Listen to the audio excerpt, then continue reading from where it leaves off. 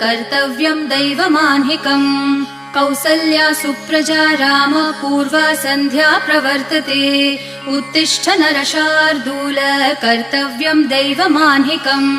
उत्तिष्ठोत्तिष्ठ गोविन्द उत्तिष्ठ गरुडध्वज